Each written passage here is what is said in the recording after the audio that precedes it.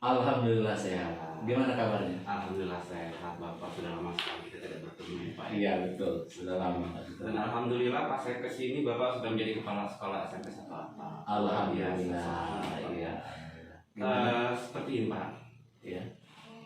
Saya ini kan ada tugas. Nah, kebetulan saya di angkatan 5 ini sebagai guru penggerak Iya. angkatan 5, sehingga saya memiliki tugas untuk mewawancarai beberapa kepala sekolah yang berbeda instansi tentang dilema etika dan moral yang ada di sekolah tersebut.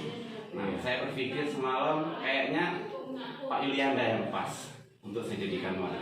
Nah, jadi apakah Bapak bersedia membantu saya, Pak? Sangat bersedia. Terima kasih. Terus apa yang bisa saya bantu? Oke, jadi seperti ini, Pak. Selama Bapak menjadi kepala sekolah di SMP Negeri 1 Atap 1 Bali Bukit ini, apakah ada suatu masalah yang Bapak hadapi sebagai pemimpin? Yang mana masalah itu sebenarnya menimbulkan dilema dari Bapak sendiri sebagai pemimpin. Nah, bisakah Bapak menceritakan kepada saya seperti apa penyelesaiannya jika memang ada permasalahan di sekolah? Iya. Jadi pertanyaannya sangat baik, sangat bagus ya. Ya tentu saja di setiap sekolah pasti ada permasalahan dan ada juga penyelesaiannya. Ya. Betul sekali, Pak. Bukan hidup namanya tidak ada masalah ya, Pak ya. Ya, apalagi betul. kita bergaul di dunia pendidikan, kita harus berkolaborasi dengan wali murid, guru-guru lainnya. Nah, kemudian kira-kira dari mungkin ada beberapa masalah tersebut, masalah yang paling dominan. Kira-kira masalah apa itu, Pak? Kalau boleh tahu dan boleh diceritakan kepada saya. Iya. Jadi permasalahan kita ini sudah berjalan beberapa tahun yang lalu ya. Jadi ada seorang guru saya menyampaikan materi kepada siswanya tentang apa ya waktu itu ya, tentang puasa kifarat. Iya. Nah, penyampaian seorang guru tersebut kepada siswa, sehingga mungkin karena siswa itu kurang mengerti atau kurang paham, sehingga apa yang disampaikan oleh guru tersebut disampaikanlah kepada orang tua. Ya. Dan orang tuanya besok harinya datanglah ke sekolah dan menanyakan hal yang disampaikan oleh guru tersebut. Oh, seperti itu. Iya. Nah, berarti ya itulah namanya orang tua ya, Pak ya. Iya. Nah, mereka itu kan di rumah itu tidak seperti kita. Jadi kemungkinan dari yang saya tangkap itu tuh anak tersebut itu tuh salah dalam menyampaikan. Iya, salah penyampaian. Sebagai orang tua juga belum tidak memikirkan dulu apa sebetulnya disampaikan. Iya. Nah, betul. jadi dari masalah tersebut, Pak, jadi permasalahan dilema tersebut yang saya tangkap tadi, kira-kira sebagai pimpinan atau kepala sekolah, keputusan apa yang Bapak ambil? Ya, jadi keputusan yang saya ambil itu, saya selaku kepala sekolah ngambil di tengah-tengah, tidak memihak kepada siswa dan tidak juga memihak kepada guru-guru saya. Ya, jadi saya mengambil penengah. Iya, penengah. Oke. Benar, Pak, itu sebuah keputusan yang luar biasa, sebuah keputusan yang bijak, ya. Seperti itulah kepala sekolah yang kita harapkan, Pak, bisa menengahi sebuah permasalahan. Nah, kira-kira sebuah keputusan yang berat, ya Pak ya, hal seperti itu. Jadi begini, Pak, dalam modul pembelajaran di pendidikan guru penggerak ini ada 2 jenis kasus yang menimbulkan dilema. Nah, yaitu kasus dengan dilema etika yang merupakan dilema kebenaran lawan kebenaran, dan bujukan moral yang merupakan kebenaran lawan kesalahan. Nah, kalau Bapak, bagaimana Bapak dapat mengidentifikasi kasus-kasus yang muncul yang termasuk dilema etika atau bujukan moral dalam kasus ini? Baik, tentu saja dengan melihat kasus yang telah saya sampaikan tadi, ya, jika ada hal yang bertentangan tetapi sama-sama benar, itulah yang termasuk dilema etika. Iya, ada 2 hal yang dimana satu sisi melanggar aturan, maka itu adalah bujukan moral, bujukan dilema etika. Ya, jadi kasus yang saya sampaikan tadi itu sudah termasuk dengan kasus dilema etika ya Pak ya. Iya benar sekali Pak. Yang Bapak katakan tadi bahwa kasus yang Bapak sampaikan adalah kasus dilema etika karena tidak ada yang salah dan benarnya, tapi mencari jalan tengah. Iya benar. Tadi gini Pak, tadi yang Bapak alami termasuk merupakan dilema etika jadi kesimpulannya Pak ya. Iya. Jika mempertahankan anak di sekolah atau mempertahankan permasalahan tersebut, nah berarti tidak ada penyelesaian. Iya. Nah, alhamdulillah orang tua yang datang ke sini kan, orang tuanya datang ke sini untuk konfirmasi. Iya betul. Konfirmasi sehingga Bapak memberikan hak Bapak sebagai kepala sekolah pimpinan, yaitu memberi jalan tengahnya. Nah, apakah ada Pak? Apakah ada langkah atau strategi yang Bapak lakukan dalam menyelesaikan masalah bujukan moral seperti itu Pak? Iya. Langkah saya adalah mempelajari dulu apa yang penyebab daripada orang tua itu untuk datang ke sekolah, ya. Jadi saya pelajari dulu. Setelah saya pelajari, ternyata ada kesalahpahaman tentang siswa dengan orang tua. Ya, jadi penyelesaiannya langkah saya itu adalah saya panggil dulu guru yang menyampaikan materi tersebut. Kemudian saya panggil juga siswanya dan saya satukan untuk menyelesaikan permasalahan itu. Nah, alhamdulillah orang tuanya menerima dan siswa itu juga mengerti tentang apa yang disampaikan oleh guru tersebut kepada siswanya. Seperti itu. Iya. Tadi Bapak mengatakan guru, ya Pak ya. Iya. Selain dari guru yang dianggap bermasalah dengan siswa tersebut, kira-kira ada tidak Pak guru lain yang dilibatkan untuk menyelesaikan masalah ini? Tentu saja ada. Selain daripada guru tersebut, saya panggil juga untuk menyelesaikan masalah ini wakil kepala sekolah saya, kemudian wakakurikulum untuk menyelesaikan masalah ini. Wah, luar biasa Pak, benar-benar kombinasi yang sangat erat sekali, Iya. seperti itu yang kita harapkan. Iya ya. betul Pak. Antara pimpinan, kemudian bawahan dalam arti waka, kemudian dari kesiswaan segala macam itu memang harus berkolaborasi. Betul Pak. Karena dengan kolaborasi tersebut kita bisa mencapaikan satu persepsi seperti itu ya Pak. Betul ya. Kemudian Pak, ada tidak hal-hal yang Bapak anggap efektif dalam mengambil keputusan pada kasus-kasus bukan bujukan moral, tetapi dari kasus-kasus dilema etika yang Bapak alami di sini? Iya. Hal yang paling efektif yang saya rasakan adalah komunikasi itu Pak. Ya, komunikasi yang baik, bicara dari hati ke hati itu sangat efektif dalam pengambilan keputusan. Luar biasa Bapak. Iya. Semoga tetap berlanjut ya Pak ya. Amin. Pak, ya. Iya. Kalau setiap kepala sekolah berpikir seperti Bapak, insya Allah kasus apapun juga akan bisa selesai secara keluargaan. Iya, mudah-mudahan itu yang kita harapkan. Luar biasa Pak. Kemudian adakah yang menurut Bapak merupakan tantangan dalam mengambil sebuah keputusan? Ada. Itu tantangannya adalah kita harus menegakkan aturan. Ya, menegakkan aturan yang sesuai sebagai penengah. Iya.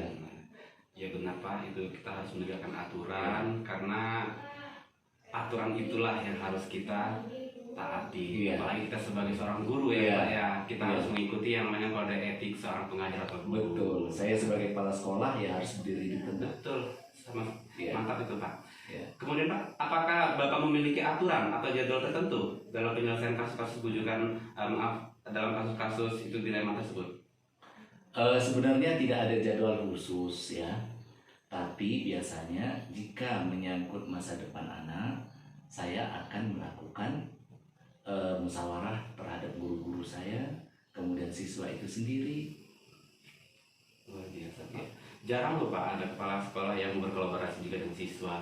Bisa aja. Iya benar. Saya menemukan di sekolah startup ini Pak. Ini bukan sebuah bujukan gara-gara saya mengambil tugas, bukan Pak. Tapi ini faktanya seperti itu Pak. Oke, kemudian adakah apakah ada seseorang atau faktor-faktor tertentu yang mempermudah Bapak sebagai kepala sekolah atau pimpinan dalam mengambil keputusan untuk kasus dilema etika yang Bapak ceritakan tadi? Ya tentu saja ada ya. Biasanya saya akan berkomunikasi dulu dengan wakil kepala sekolah dan para guru dan pada waka-waka yang berarti ya benar kolaborasi itulah Pak ya. Iya. Dari awal saya tangkap Bapak memanggil wakil, kemudian guru, kemudian berbicara kepada anak-anak. Berarti kan kolaborasinya luar biasa.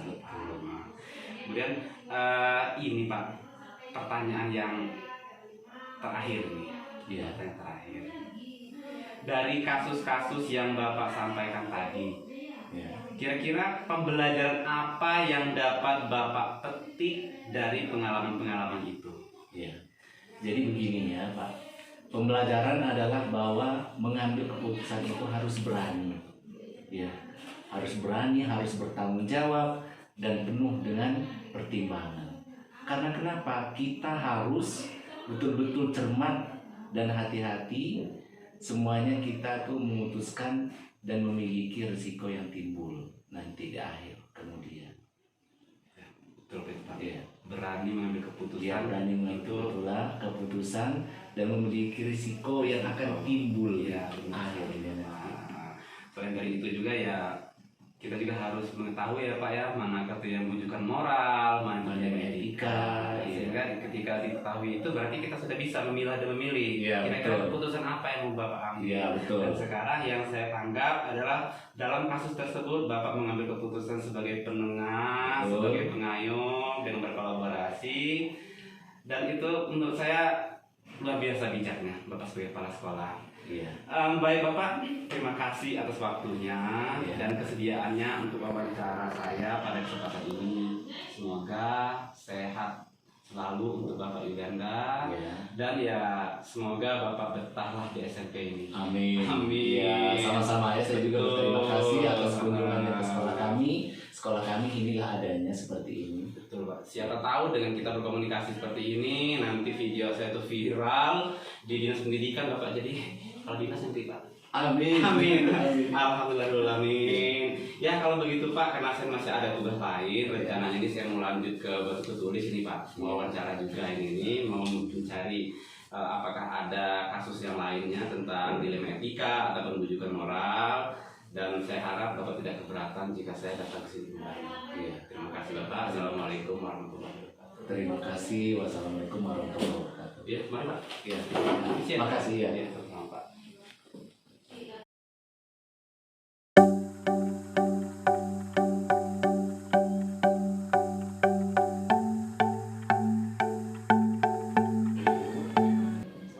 Bagaimana kabar Ibu? Alhamdulillah sehat. Alhamdulillah. Gini Bu, saya dari Grup Penggerak Angkatan 5 untuk Kabupaten Lombok Barat berniat untuk mengadakan wawancara kepada beberapa kepala sekolah tentang permasalahan-permasalahan atau dilema etika ataupun moral yang ada di sekolah tersebut. Oleh karena itu, salah satu dari sasaran saya adalah Ibu sendiri selaku pimpinan atau kepala sekolah di SMP Negeri 1 Atap 1 Pagari 2. Apakah Ibu bersedia Bu membantu saya? Insya Allah bersedia. Seperti ini Bu, setiap sekolah pasti memiliki sebuah permasalahan. Iya. Nah oleh karena itu, apakah Ibu bersedia untuk membicarakan atau memberikan informasi mungkin ada permasalahan yang pernah Ibu selesaikan hingga saat ini? Terima kasih untuk pertanyaannya. Memang di suatu sekolah itu pasti ada saja permasalahan baik dari luar, dari dalam sekolah itu sendiri. Pasti ada dilema-dilema di mana dilema itu memang menyangkut ya etika ya, dilema etika. Di mana dilema etika itu adalah itu kebenaran melawan kebenaran ya. Jadi kebenaran melawan kebenaran yang dimana dalam situasi itu ya sangat sulit untuk memecahkannya karena di samping kita membenarkan sesuatu yang sepihak di pihak lain juga itu benar. Nah, itu makanya dikatakan dilema etika. Di mana dalam suatu pekerjaan dimanapun kita bekerja pasti akan ada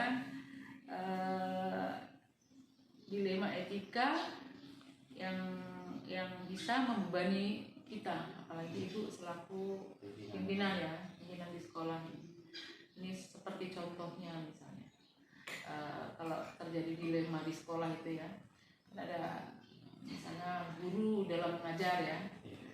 Guru dalam mengajar itu kan untuk siswa itu ada siswa yang memang punya kemampuan lebih dan sekelompok siswa lagi ada kemampuan kurang atau di bawah rata-rata ya, sebagian siswa lagi. Itu kan ada kelompok kecil, kelompok besar, di mana kelompok kecil ini bisa juga dikatakan sebagai individu ya. Jadi individu itu bukan hanya seseorang saja, tetapi kelompok kecil. Jadi kelompok kecil ini bisa 1 atau 2 orang kemudian melawan kelompok besar. Nah, ini kita umpamakan di sini siswa ini yang sekelompok kecil ini sudah mampu menguasai materi ya yang diberikan oleh guru. Kemudian di kelompok besarnya ini ada siswa yang belum bisa mengikuti pelajaran yang telah dikuasai oleh sekelompok kecil ini. Itu kan merupakan dilema juga. Dilema bagi guru. Nanti kalau guru misalnya mengulangi lagi, kasihan dengan kelompok kecil. Kalau tidak diulangi, kasihan dengan sekelompok besar ini. Nah, itu dilema bukan guru seperti itu? Dilema bagi guru ya.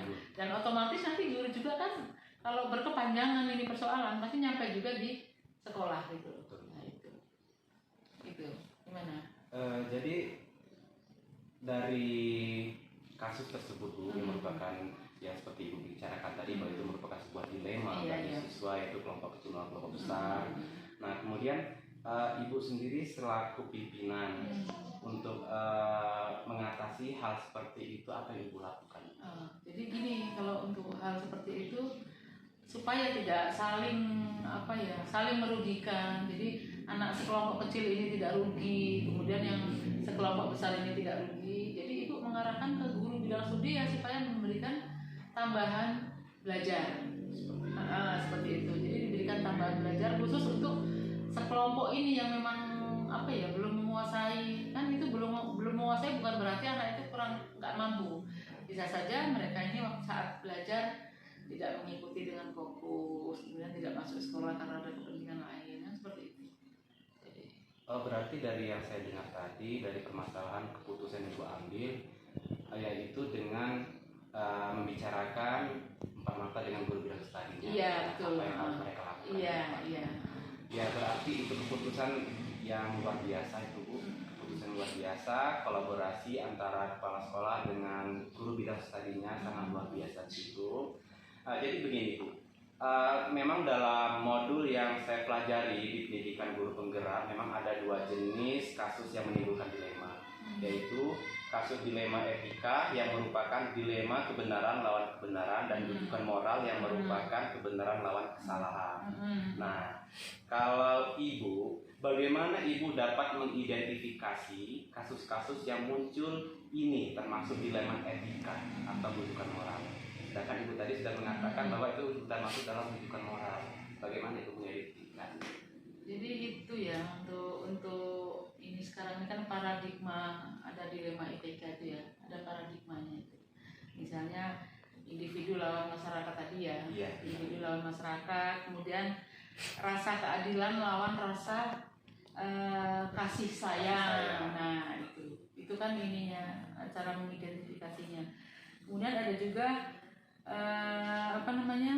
kebenaran lawan kesetiaan. Nah, seperti itu. Kalau ini mau diidentifikasi antara dilema tadi itu?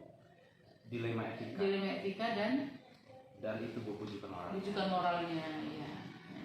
Berarti berdasarkan yang Ibu bicarakan tadi, berdasarkan informasi kasus yang sudah Ibu tangani tadi, berarti kasus tersebut termasuk dalam dilema etika. Dilema etika, betul. Karena di sana Ibu sebagai penengah, sebagai memberi solusi kepada guru tersebut agar bagaimana cara siswa tersebut bisa mengikuti pelajaran dengan baik. Iya.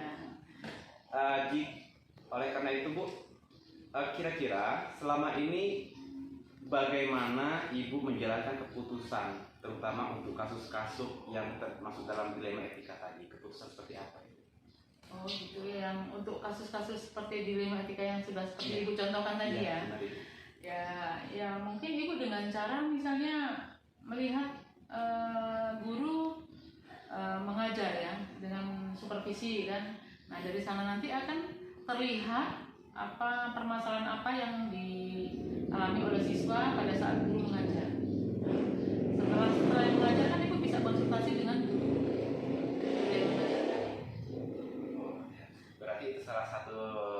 supervisi. Iya, program supervisi.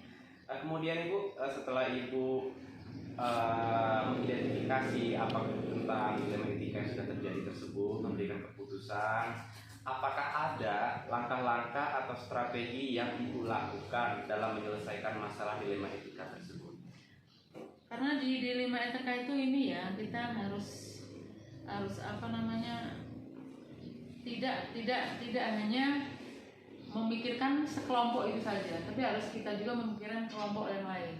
Jadi penyelesaiannya itu dengan cara kita misalnya berpikir, ya, apa namanya, landasan berpikir itu berbasis misalnya hasilnya nanti seperti apa. Jadi landasan berpikir kita itu nanti berdasarkan basisnya apa, misalnya peraturan gitu. Itu kemudian yang kedua, yang selanjutnya yang ketiga, berbasis berpikir itu dengan basis rasa peduli gitu. Gimana itu maksud tidak? Bisa Ibu, berarti salah satu langkah itu yang memberikan pengarahan. Iya. Pengarahan kepada guru bidang studi tersebut tentang masalah yang sudah dihadapi tadi. Iya. Memberikan pengarahan dengan cara ya salah satu yang tadi sudah dibicarakan tentang pengarahan supervisi. Iya. Setelah supervisi berarti langsung ke pengarahan permasalahan solusinya. Kemudian Ibu, ada tidak Bu hal-hal yang Ibu anggap efektif dalam pengambilan keputusan pada kasus-kasus dilema etika tersebut? Gini ya, kalau etika itu kan sifatnya relatif ya, dilema etika itu relatif, jadi tergantung pada kondisi dan situasi yang terjadi saat itu. Iya. Kan begitu. Nah, itu kalau dilema etika. Dan itu pun tidak ada aturan yang baku yang mengatur, itu nggak ada aturan yang baku yang berlaku yang untuk mengatur etika itu tadi. Gitu. Iya. Oh, seperti itu Bu. Kemudian apakah ada menurut Ibu yang merupakan tantangan ketika Ibu mengambil keputusan tersebut? Banyak sekali tantangannya. Sebetulnya seperti ini ya, yang namanya etika, dilema etika itu, jadi antara orang satu dengan orang lain itu kan mereka mungkin merasa sama-sama benar ya. Iya. Mereka merasa sama-sama benar. Jadi bagaimana apa namanya, Ibu sebagai pimpinan di sekolah ini ya harus mendalami atau berempati sama masing-masing kelompok ini tadi. Masing-masing kelompok ini harus kita dalami. Terus kemudian baru kita menyatukan, memberikan solusi. Ya memang Anda benar, hanya kita memerlukan kerjasama dan kekompakan itu aja. Ya, berarti Ibu sebagai penengahnya, penengah Iya. dengan berkolaborasi dengan Iya. bawahan-bawahannya. Nah, kemudian Ibu dalam menangani kasus-kasus tersebut atau dilema etika yang telah terjadi, apakah Ibu memiliki aturan atau jadwal tertentu dalam menyelesaikan kasus-kasus dilema etika tersebut? Sebetulnya itu tidak terjadwal dan tidak diatur sih, karena tidak ada aturan yang baku tadi ya. Tidak ada aturan yang baku tentang apa dilema etika itu. Karena masing-masing kan punya apa namanya ya, punya prinsip bahwa dia benar gitu. Kemudian penjadwalannya mungkin kalau aturan tadi nggak ada yang baku ya kalau aturannya. Kalau penjadwalannya misalnya dengan cara dibagi per misalnya misalnya ada beberapa kasus tuh. Setelah teridentifikasi kasus baru kita pecahkan gitu. Kan nanti ada laporan dari ada guru BK, ada wali kelas kan. Karena kita lingkup sekolah, jadi mungkin permasalahannya masalah siswa guru kan begitu. Berarti tidak ada jadwal tertentu ya Bu? Tidak, insidentil kalau ya, itu. jadi tergantung dari insidentilnya. Tergantung kebutuhan. Iya, ketika ada permasalahan, disitulah ada solusi. Ada solusi, iya. Kemudian apakah ada seseorang atau faktor-faktor tertentu yang mempermudah Ibu dalam mengambil keputusan untuk kasus dilema etika ini Bu? Untuk kasus dilema etika ya. Kasus dilema etika ini kita bekerja sama sih dengan apa namanya ya, dengan guru BK ya, dengan guru-guru yang sudah senior, kita ajak bertukar pikiran gimana seharusnya masalah ini supaya tidak menyakiti banyak orang gitu loh. Jadi menyakiti yang lain, antara satu dengan yang lain tuh walaupun berbeda tetapi tetap berpegangan pada satu hal yang benar gitu. Seperti itu, luar biasa sekali Ibu. Jadi yang saya tangkap tadi dari permasalahan dilema etika yang Ibu jelaskan tadi, bahwa itu adalah intern banget antara kelompok kecil dan kelompok besar. Nah itu yaitu antara siswa dengan gurunya, di mana Ibu sebagai penengah memberikan solusi, kemudian tidak terjadwal tertentu tergantung dari insidentalnya. Nah kemudian pertanyaan terakhir ini Ibu, dari kasus-kasus yang Ibu sampaikan tadi, pembelajaran apa yang dapat Ibu petik dari pengalaman-pengalaman ini? Oh iya, jadi dari pengalaman-pengalaman, karena di lingkungan kerja ya, di lingkungan kerja dimanapun kita bekerja, itu kan kita menghadapi individu-individu yang berbeda, karena masing-masing orang punya kepribadian yang berbeda, punya prinsip yang berbeda. Jadi dari permasalahan-permasalahan ini kita bisa ngambil kesimpulan bahwa semua masalah bisa diselesaikan dengan cara bekerja sama, ya, antara satu dengan yang lain. Jadi tidak harus dominan kepala sekolah yang menyelesaikan, tidak, tapi kita harus bekerja sama dengan guru-guru yang senior, dengan guru BK. Luar biasa sekali Ibu. Memang benar, banyak hal yang bisa dipetik dari kejadian-kejadian telah dialami, karena memang kita kebanyakan belajar dari sebuah pengalaman seperti itu ya Bu ya. Nah, kemudian juga memang Ibu dari kasus yang telah diungkapkan oleh Ibu tadi tentang dilema etika, siswa dengan belajarnya, kemudian guru mungkin dari kita sebagai guru sekalipun mungkin ada kekurangan, dan itu sekali itu merupakan introspeksi bagi kita sebagai guru. Nah, dan itu kemudian kebetulan Ibu memang dalam salah satu termasuk dalam profil pelajaran Pancasila atau filosofi Ki Hajar Dewantara, di mana kita itu adalah sebagai guru itu memang harus berpihak kepada murid. Murid adalah segala-galanya. Baik Ibu, terima kasih sekali atas waktunya.